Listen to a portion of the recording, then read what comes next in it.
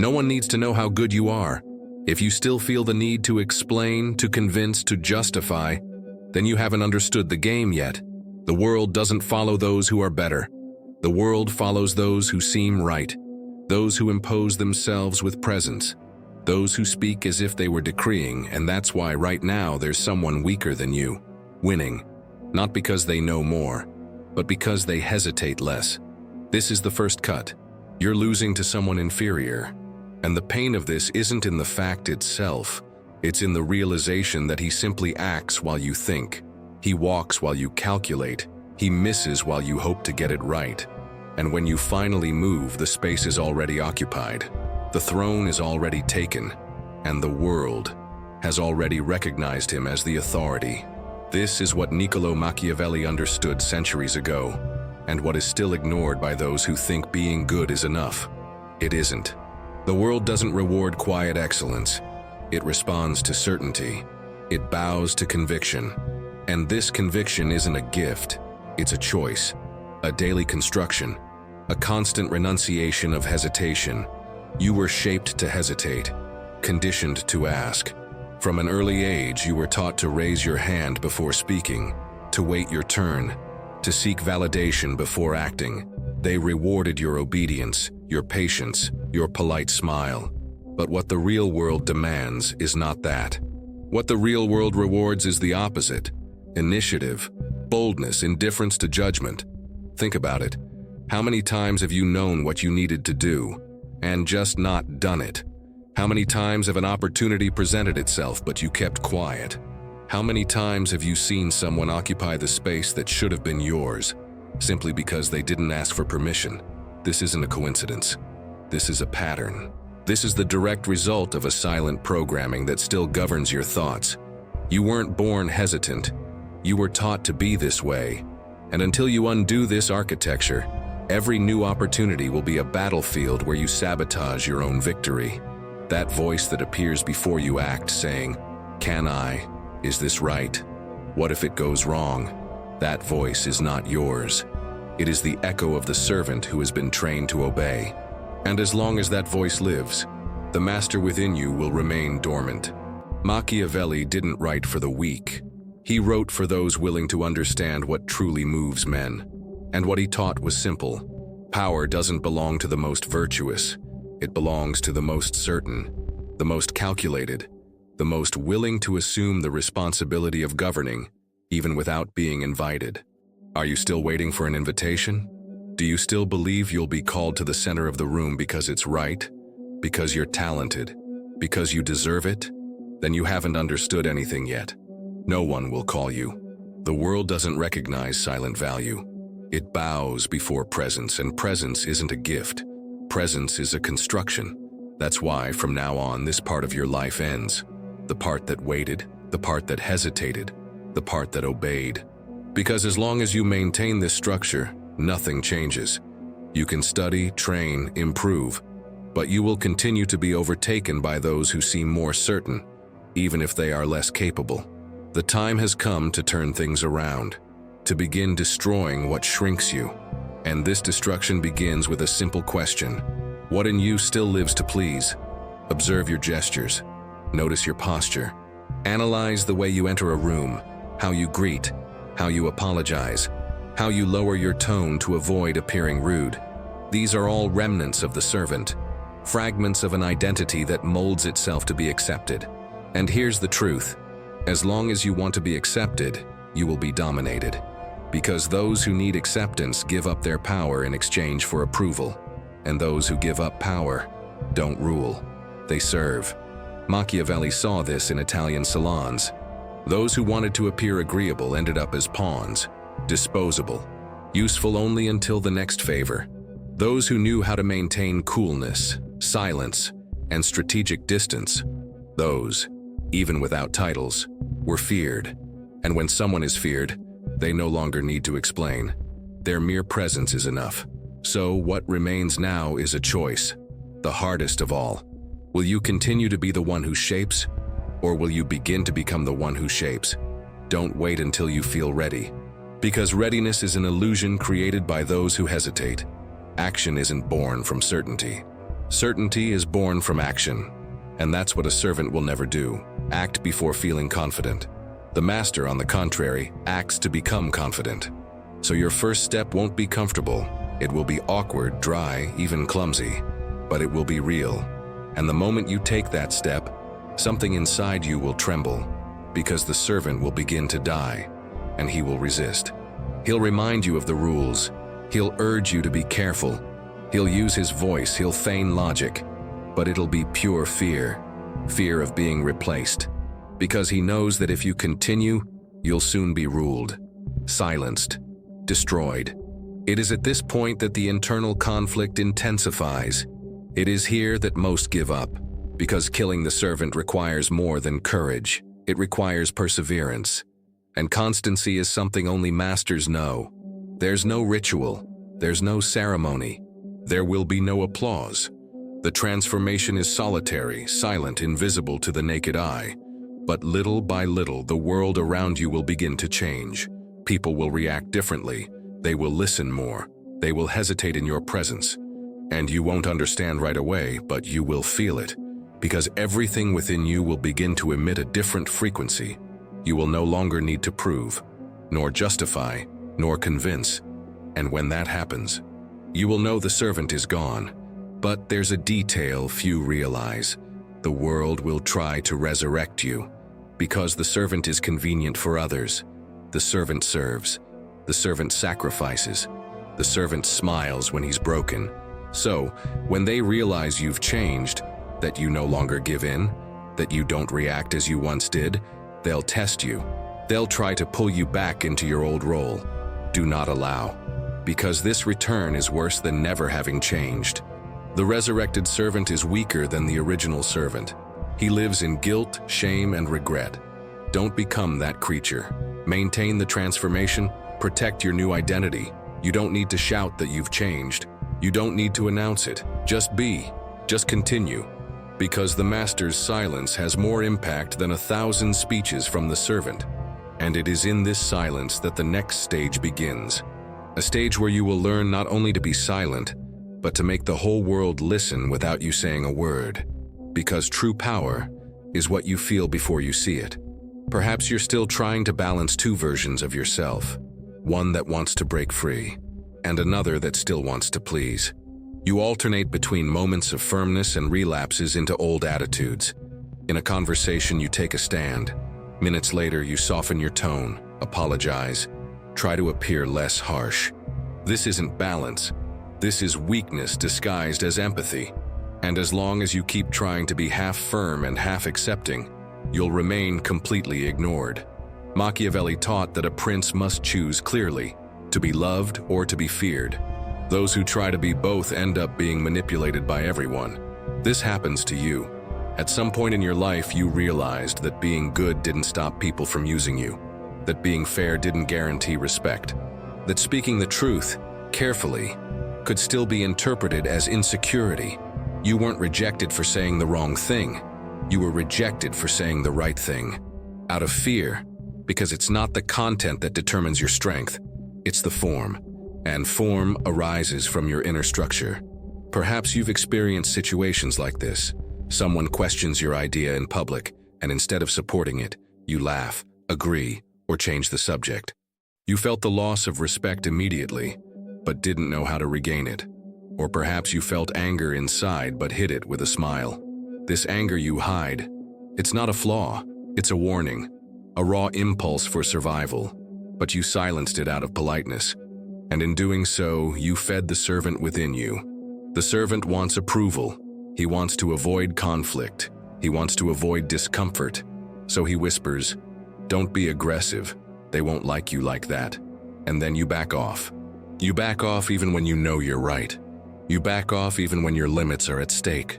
You back off and then wonder why no one takes you seriously. Machiavelli would call this a miscalculation. You're expecting the world to value your intention, when the world only responds to your imposition. The world doesn't read your mind. The world reads your presence. The way you enter a room, the way you hold your gaze, the way you pause before speaking, the way you take your time explaining. This communicates more than any well-constructed sentence. You think silence is insecurity, but for the strong, silence is a weapon. It's a command. It's psychological pressure. The man who speaks little but speaks firmly will always be more respected than the one who tries to fill every space with justifications. It's at this point that you begin to transform, when you realize it's no longer about saying the right words. It's about killing the weak words, the ones that sugarcoat everything, that ask for permission, that carry hidden apologies. Phrases like, "I think maybe," "Sorry, but I don't know if that makes sense." These phrases are the servant's clothes, and as long as you wear them, you will still be treated like one. Transformation requires you to stop shielding others from the impact of your presence. This isn't being rude. It's being clear. It's being solid. When you speak clearly, others understand that there's a structure there, and no one tests a solid structure without reason. But weak structures are constantly tested. People who hesitate are constantly challenged, because the world needs to figure out where the wall is and where the curtain is. You'll start to notice this in small interactions. When you calmly stand your ground and someone tries to laugh or belittle what you said, and you just hold their gaze, without laughing along, without justifying yourself. In that moment, you'll see the other person's expression change. They'll realize there's no longer any room for them to open up, that the version of you that used to bow down is gone. This doesn't mean everyone will respect you immediately. Quite the opposite. Some will back away. Others will try to provoke you even more. But something's different now. You're no longer reacting. You're shaping the environment. Your new way of speaking, walking, being is starting to make those who still live as servants uncomfortable. And this discomfort is a good sign. You're no longer predictable. You're becoming a presence that demands calibration. Others will begin to weigh their words before speaking to you. They'll think twice before interrupting. This isn't because you've directly imposed fear. It's because you've become an unknown variable, and everything unknown is respected. Machiavelli said that a prince's power lies not only in his weapons, but in the perception that builds around him. You don't need to be the strongest. You need to appear the most prepared. And appearing prepared requires something few possess: emotional coolness. Coldness isn't the absence of emotion. It's mastery over it. It's feeling everything but choosing what to show. It's being on fire inside and still looking someone in the eye. It's hearing an attack and responding with silence. It's being praised and not changing your tone. It's being ignored and remaining firm. Most people don't live this way. Most melt under a compliment. They dissolve under silence. They vibrate with a like. They crumble under criticism. And that's why most people live serving those who don't hesitate. You need to stop reacting like them.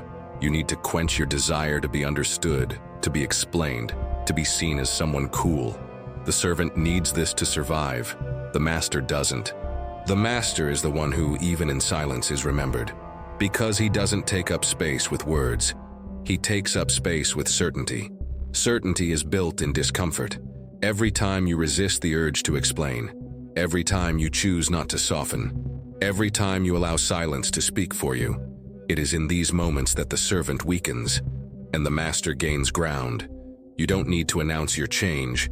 You need to sustain it. And sustain it even when everything inside you wants to return to the old pattern. Because the return won't be tempting. It will be automatic. A compliment will pull you in. Silence will deconstruct you. Criticism will try to divert you, but you will resist. Not with anger, with coldness, with calculation, with the clarity of someone who knows what's killing them. You're killing the man who apologizes for existing, who measures every sentence so as not to sound too much, who's afraid to appear confident. You're destroying the polite disguise you've worn for years to be accepted, because now you understand. To be accepted is to be domesticated, and a domesticated man is a man without a voice of his own. You start to notice this even in your thoughts. Phrases that were once filled with doubt begin to lose their power. That "I think" disappears. The "I'm sorry, but" disappears. The "I wonder if I can" becomes "I will." And this shift isn't just in language. It's in identity.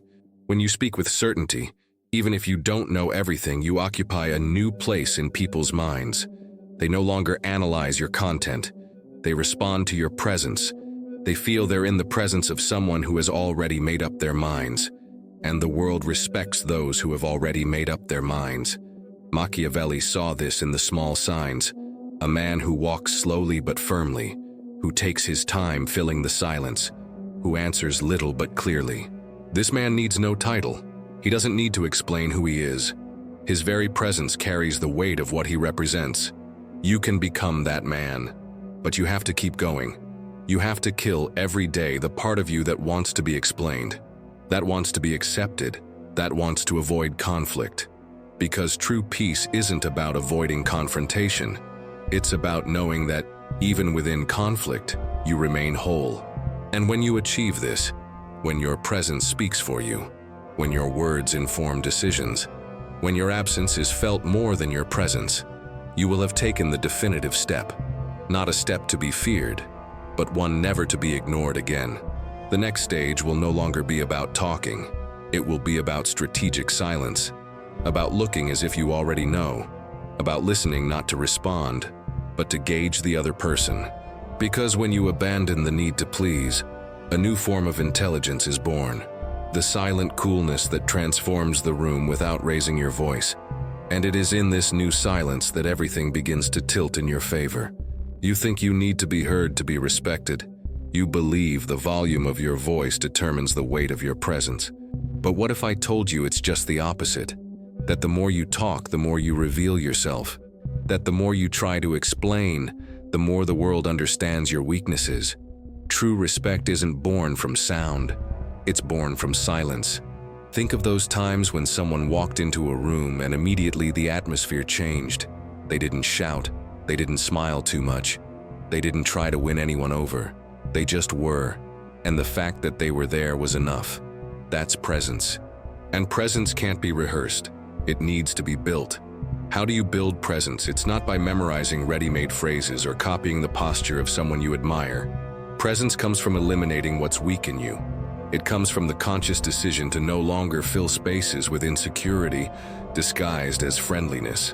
Because what you call kindness is often just fear with perfume.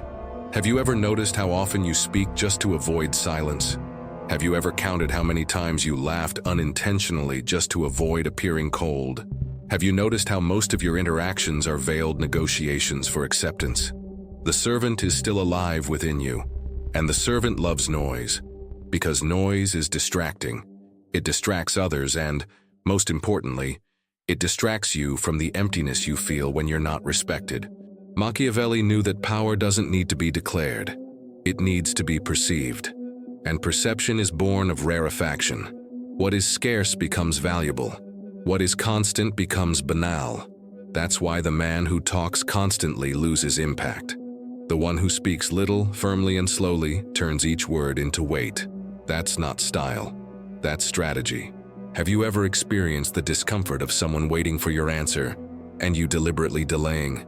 Have you ever seen how silence stretches time, how waiting creates tension? This is the field where the strong play, because in this space, the weak give in. They talk too much, they try to fix the mood, they seek immediate relief. But the strong observe. They let the other reveal themselves. Because silence is the clearest light there is. Who do you become when you're not speaking? Does your posture hold the space? Do your eyes convey decision? Does your entire body communicate control or hesitation?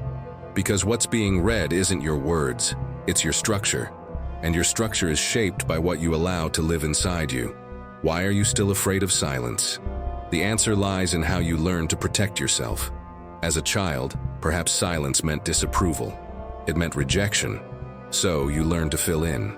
To justify yourself, to be funny, to distract, to serve.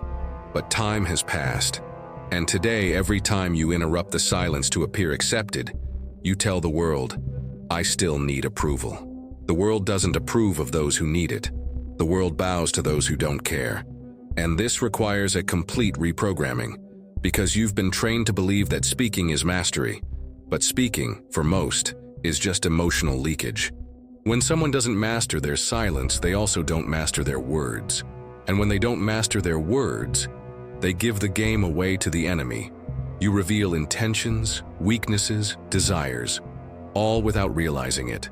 Have you ever caught yourself saying more than you need to, giving away unnecessary details, trying to explain yourself before even being asked? That's not communication. That's escape. Escape from yourself. Escape from tension. Escape from authority you haven't yet assumed.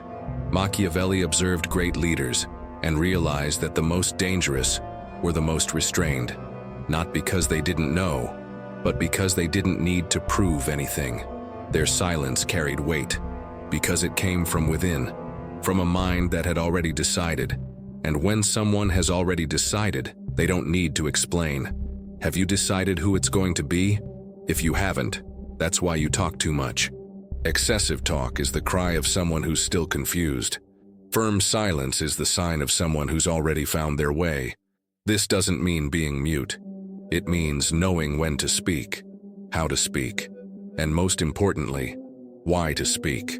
Most people speak out of anxiety, out of fear of being forgotten, out of desperation for relevance. But you're going to stop that. You're going to start practicing the power of the interval, of the gaze that sustains, of the pause that weighs, of the body that occupies space even in silence, because that changes everything. Have you ever tried this in your daily life?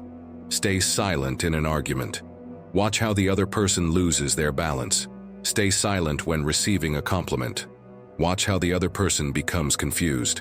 Stay silent when they expect an emotional reaction from you. Watch how the world tries to decipher you. It's at this point that you move from being the one responding to being the one controlling. Controlling isn't manipulating. It's mastering your own inner territory. It's not selling yourself short for a quick reaction. It's not negotiating your presence in exchange for immediate approval. You're worth more than that. But you'll only realize it when you start cultivating the space between words as a sacred field. Silence isn't emptiness. It's preparation. It's tension. It's presence. And when you master this, your speech will reach another level. Because every sentence you make will be heard as if it were a decision. And when you speak as one who decides, you no longer ask for permission to exist. You communicate, "I am here," and that's enough. Do you know what happens after that? People start adjusting their behavior around you. Without you saying anything, they realize they're dealing with someone who no longer needs collective approval. And that's rare, that's powerful, because the entire world has been trained to please. Anyone who breaks this pattern automatically becomes an anomaly, a variable difficult to decipher. Machiavelli saw this in politics. Men who spoke little but with purpose shaped people more than those who harangued endlessly. Because crowds don't follow those who shout. They follow those who convey certainty. Cold certainty. Calculated certainty. Certainty that doesn't change based on the other person's reaction. You have this certainty within you. You just need to kill the noise. Kill the urge to fill. Kill the old habit of justifying your existence. Because the man who needs to explain himself hasn't yet accepted who he is. Start today. In future conversations, lower the volume. Slow down. Reduce the automatic smiles. And see what happens. Awkwardness will set in. The silence will feel too heavy. But this weight is your new space. It's where your identity will be forged. Little by little, you'll realize you don't need to be so available. That your presence can be more rare. That your speech can be more objective. That your energy can be denser. And the world will feel it. Not because you shouted, but because you kept quiet with intention. This is the beginning of mastery, and no one can teach this with words. Only with practice, only with presence, only with absence. The next step won't be about eliminating weak words. It will be about understanding when silence is stronger than any argument. Because when the whole world is trying to be heard, the most powerful are those who choose when to remain silent. Have you ever wondered why intelligent, articulate, and even respected men lose control over a simple provocation? Why does someone seemingly strong explode with a comment, a rejection, or even silence? It's not a lack of ability. It's a lack of control. And that's where most fail. Not because they don't know what to say, but because they haven't yet learned to control their feelings before reacting. The most dangerous war doesn't happen outside. It happens inside. And this war, if you don't know how to fight, will be your end. You can master your speech, your gaze, your body. You can learn to walk firmly and maintain silence with power. But if any phrase can knock you off balance, you're not strong. You're predictable. And everything predictable is controllable. Studies in emotional neuroscience show that the human brain processes criticism and rejection the same way it processes physical pain. Your limbic system reacts as if you've been punched. That's why so many people are destabilized by a simple comment, because they still carry a primitive mental structure that confuses opinion with threat. But the issue isn't the automatic reaction, it's what you do afterward. Do you act coolly or react with desperation? Do you observe or justify yourself? Do you gather data or try to fix the situation? The difference between the manipulable and the untouchable lies in the distance between the impact and the response. The manipulable react, the untouchable calculate. This distance is called self-control. Machiavelli observed this closely. He knew the prince could not be moved by passions. Not because emotions are weak, but because exposing them is giving away his point of control. The true sovereign can feel everything, but he acts only when the action serves his strategy. He doesn't speak out of anger. He speaks because he has decided it is the right time to act. Can you imagine the impact this has on your daily life? Someone provokes you in public. Everyone waits for your reaction, but you just watch. Your expression doesn't change. Your body doesn't move. And in that second, you reverse the tension, because now the other person doesn't know what you're thinking, and the silence, which was once your weakness, is now your wall. Most people can't do this, because they're conditioned to react, to show how they feel, to prove they care. But this behavior doesn't generate respect. It generates predictability, and predictability invites manipulation. People who expose their feelings without a filter are easy to lead. They just need to know where to push. And that's exactly what others learn about you when you lose control. Did you know that elite military leaders are trained to slow their breathing in situations of extreme stress? A study of U.S. Marine Corps operators showed that the most effective soldiers weren't the physically strongest, but those who could remain calm under pressure. Because calm is clarity, and clarity is power. You have this ability, but it needs to be built, trained, nurtured. It starts with small situations. When you hear something unpleasant and instead of responding, you breathe, not as an escape, but as a strategy. Because you know that whoever reacts first, surrenders first. You begin to practice the delay between feeling and acting. And this delay is what separates ordinary men from respected men. Have you ever noticed how the greatest historical leaders knew how to maintain their composure even under attack? Abraham Lincoln, for example, had a habit of writing harshly critical letters, but he never sent them. He would let his emotions out in his writing, then tear up the paper. The result? He was never controlled by anger. He always acted with calculation. This didn't make him cold. It made him dangerous.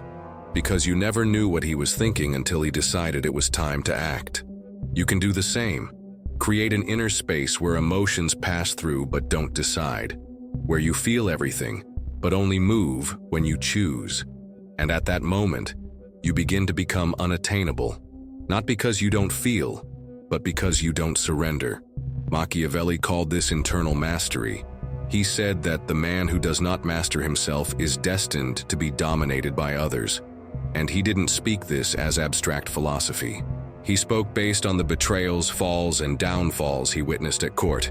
Men who reacted emotionally fell. Those who calculated in silence rose. Are you still reacting? Do you still feel the need to show that you're offended, that you've been wronged, that you're being ignored? Then you still don't understand the game.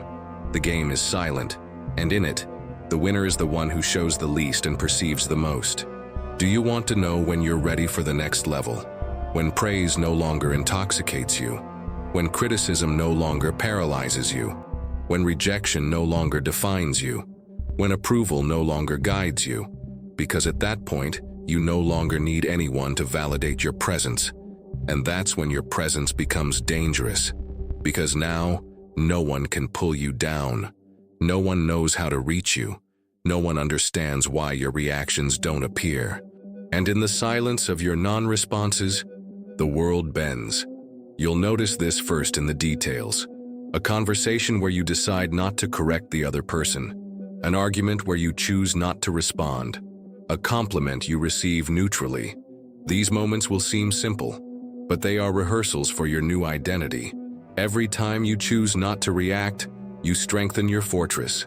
Yes, fortitude, because that's what you're building. An internal structure that doesn't shake with the wind, that doesn't need approval to exist, that doesn't depend on external stimulus to maintain its direction. And here's the critical point. The more solid you become, the more the world will test you. Because your lack of reaction is disturbing. Your coldness deconstructs those who still live in the desire for validation, and they will try to provoke you. They will want you to return to the old pattern. Because it's easier to deal with someone predictable, but you won't go back. Because you've already crossed the point of no return. Now discomfort is your training ground. Provocations are your teachers. And every time someone tries to knock you off balance, you silently thank them. Because you know you're being honed. Because you know your presence is no longer shaped by emotions, but by decisions. Do you know why the world fears the man who doesn't fight back? Because he's a mystery. He's unpredictable. He's an unknown.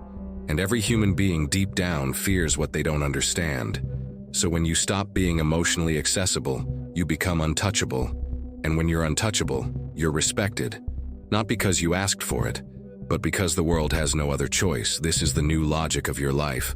You are no longer a participant. You are the axis. You don't revolve with others. Others revolve around you, and not by imposition, but by presence. And it all begins with the decision to no longer react automatically, to observe before responding, to pause before speaking, to breathe before moving. The fortress won't be built in a day, but with each conscious choice, you add another stone. And when it's complete, you won't need to defend yourself, because no one will dare attack. The next phase won't be about resisting. It'll be about fighting back, not with words, but with absolute self-control. Because when no one else has access to your emotions, only you decide what happens next. You think the ultimate strength lies in emotional control, but there's still a missing piece. You think you've made progress because you no longer react the way you used to, but there's still something inside you that waits to be noticed. That longs to be recognized. That feels bad when you're ignored. And this is a clear sign that there's still dependence. Dependence on stimulation. Dependence on feedback. Dependence on attention. And as long as there's dependence, there's vulnerability.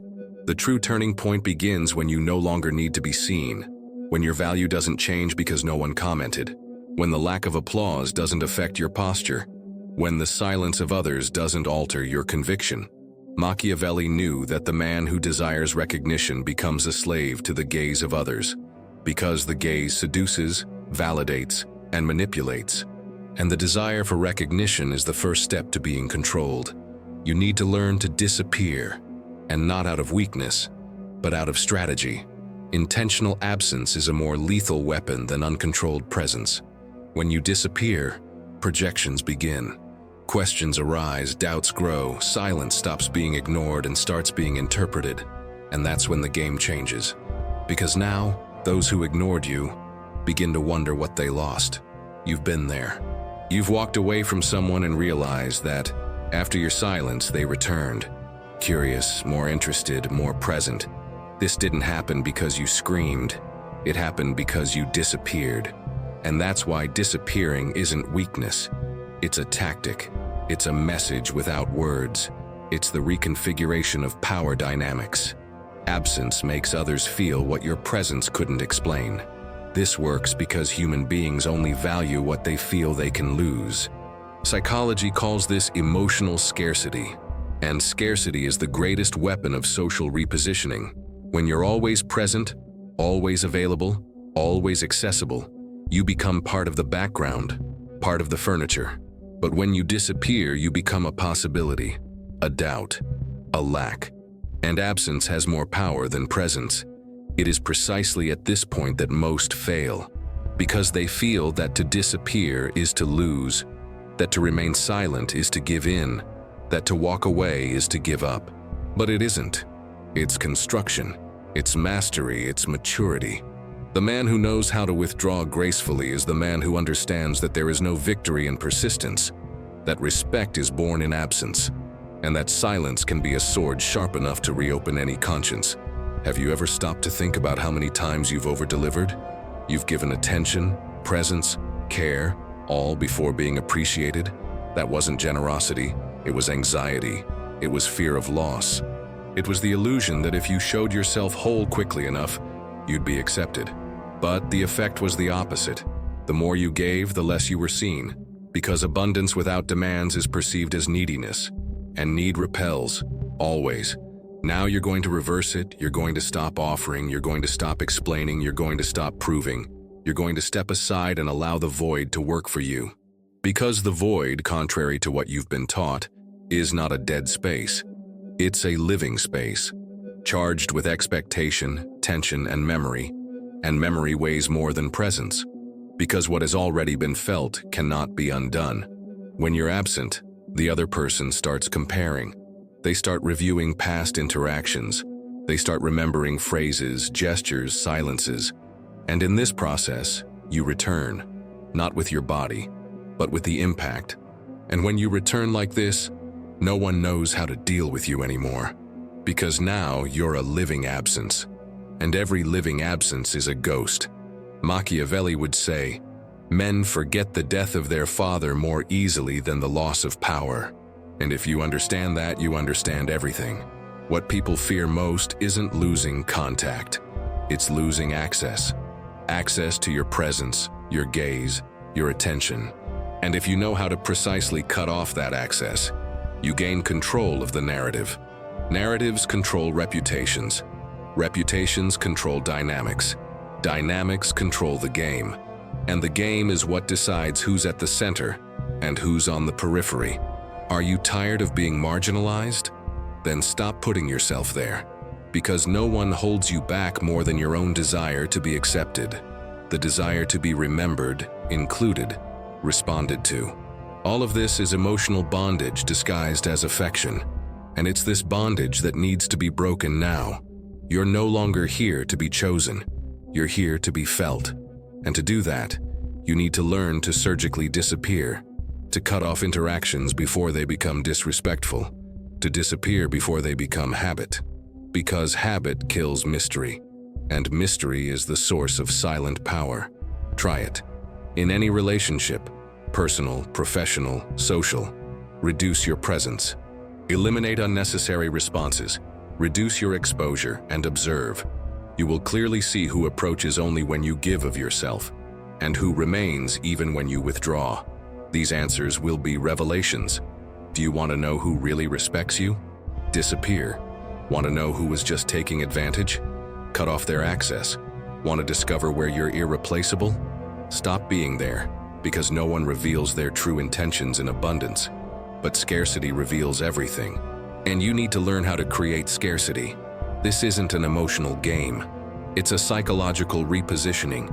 And those who don't understand this will continue to give themselves away until they dry up, until they're discarded, until they're remembered as someone who was always there, but never felt essential. You will change that now.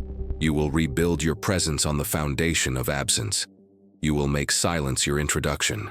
You will let the world miss you before trying to understand you, because absence is the new language of power, and those who know how to speak this language will never be ignored again, and when they return, they no longer need to explain themselves, because now they are legends.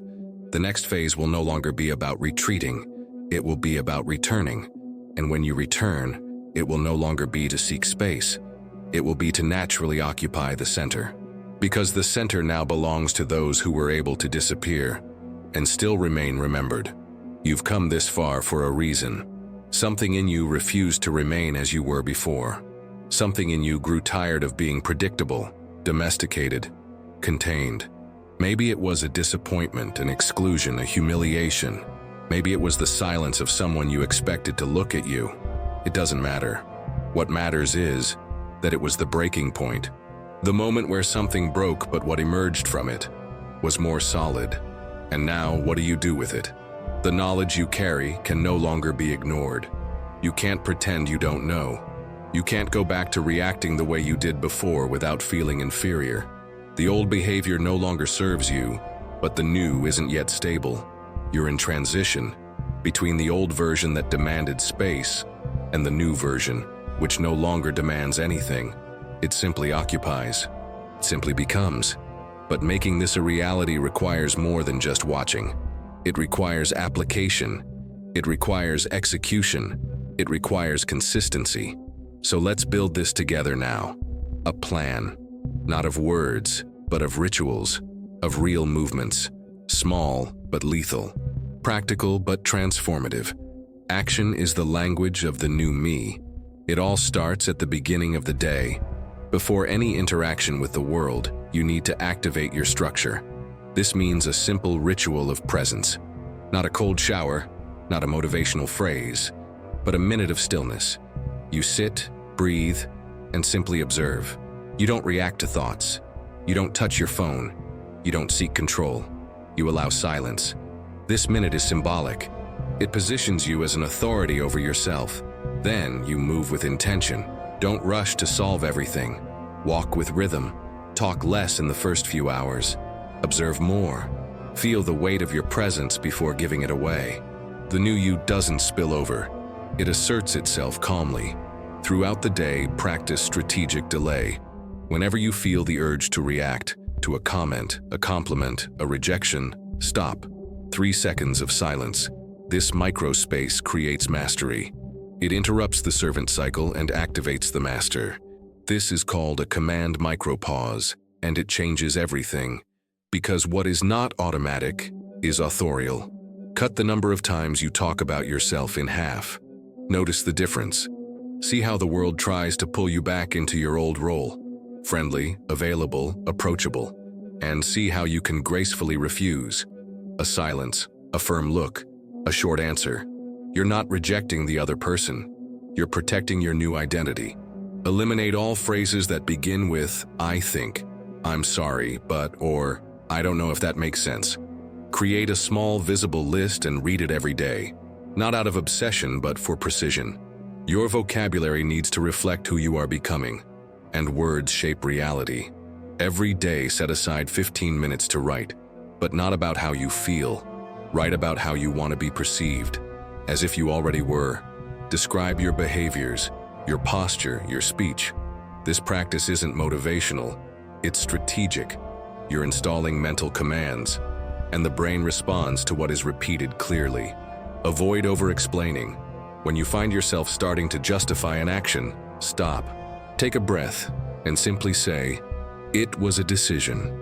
The silence that follows is worth more than any argument. Practice intentional absence. Once a week, disappear from a circle where you always appear. Don't give an excuse. Just disappear. See the effect. Notice who asks, who notices, who tries to make up for your absence. This isn't arrogance. It's social calibration. At the end of the day, review, but without guilt. Just observe. Where were you a servant? Where did the old pattern return? Where did you still depend on validation? Write it down. And tomorrow, adjust. The process is not linear. It is alive. It requires vigilance. And when you fail, because you will, don't punish yourself. Stand your ground. Failure isn't a sign of weakness. It's proof of effort. But what you can no longer do is pretend you don't know what you're doing. Now you know. And that changes everything.